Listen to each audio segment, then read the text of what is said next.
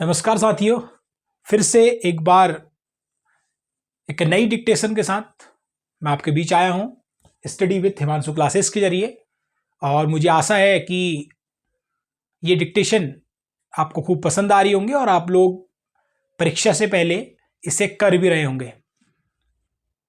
तो चलिए एक और डिक्टेशन की तरफ। पूर्व की भांति जैसे मैंने आपको बोला कि 1 2 3 स्टार्ट, और स्टार्ट से आप लोग लिखना प्रारंभ करेंगे। चलिए स्टार्ट करते हैं। 1 2 3 स्टार्ट। कृत्रिम मेधा के बढ़ते कदम से सवाल उठने लगा है कि हमारी भाषाओं के स्तर पर इससे कितना अंतर आएगा।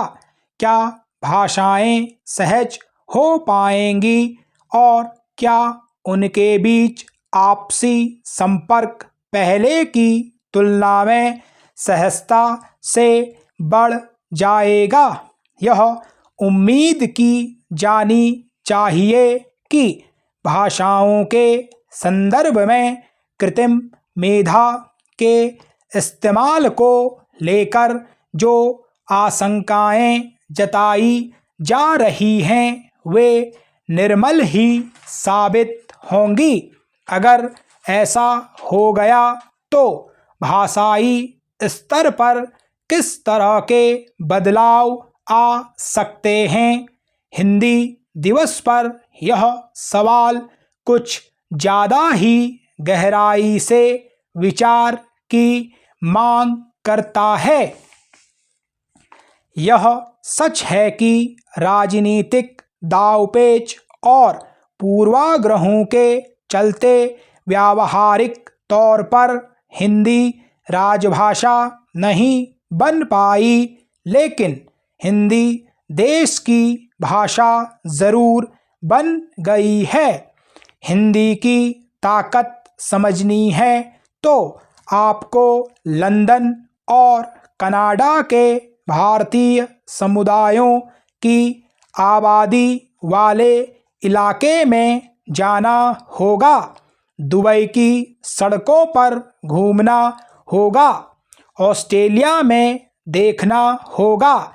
सिर्फ भारतीय समुदाय नहीं, भारतीय उपमहाद्वीप के देशों मसलन पाकिस्तान, नेपाल, भूटान और अफ़गानिस्तान के लोग भी आपसी बातचीत में हिंदी का प्रयोग करते हैं। पाकिस्तान और बांग्लादेश के लोग तो यूरोप और अमेरिका में खुद को भारतीय ही बताते हैं। भाषाओं को लेकर होने वाली स्थानीय राजनीति को छोड़ दें तो समूचे भारत में आपसी संपर्क की भाषा हिंदी ही है। इसके बावजूद उत्तर पूर्व और दक्षिण भारत की भाषाओं और संपर्क वाली हिंदी के बीच कई बार बाधाएं आ खड़ी होती हैं, पर लगता है कि कृत्रिम मेधा इस मामले में बड़े सहयोग के रूप में उभरने वाली है। इस दिशा में काम शुरू हो चुका है। हमारी संसद के दोनों सदनों में सामान्य कामकाज की भाषा अंग्रेजी और हिंदी ही है, पर कई बार सांसद अपनी किसी विशेष बात, किसी विशेष विचार और अपने स्थानीय निर्वाचन क्षेत्र की किसी विशेष स्थानीय समस्या को संसद में उठाते हैं। तब वे अपनी स्थानीय भाषा जैसे तमिल, मलयालम, बोडो आदि का प्रयोग करते हैं।